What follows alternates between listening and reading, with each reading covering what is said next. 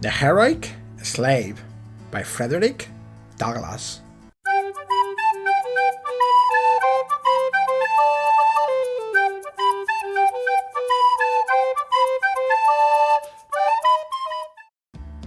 Frederick Douglass was the most important Black American leader of the 19th century.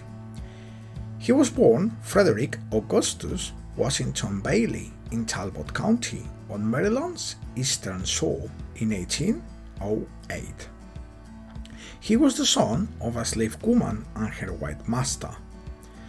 Upon his escape from slavery at the age of 20, Douglass adopted a new surname from the hero of Sir Walter Scott's The Lady of the Lake.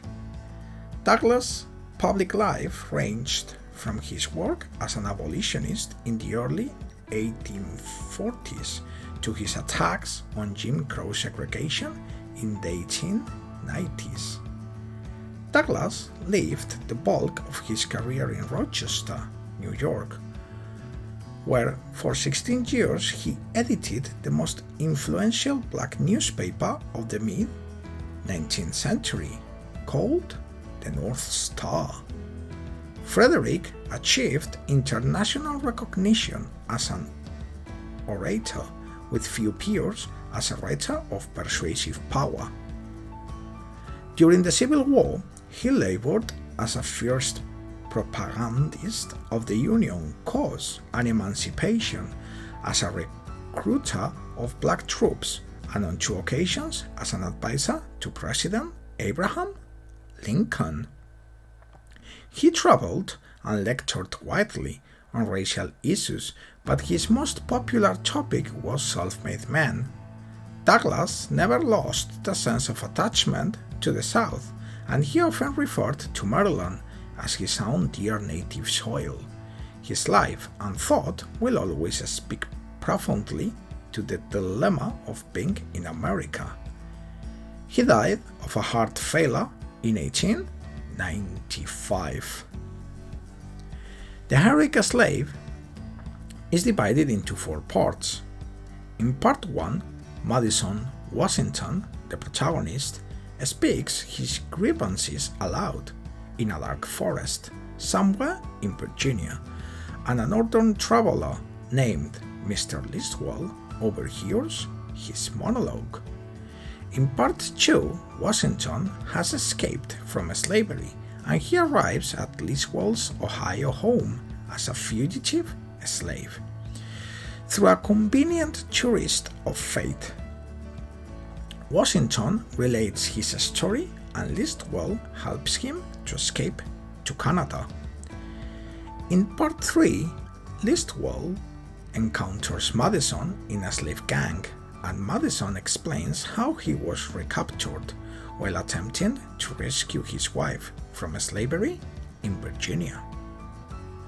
Lastly, in part 4, the former first mate of the Creole, a slave ship which was hijacked, 35 slaves on board broke free from their shackles, narrates the story of the slave mutiny to a white audience in a Richmond tavern, explaining that, to his belief, the slave trading business is a disgrace and a scandal to old Virginia. The text concludes by relating the heroic reception the fugitive slave received.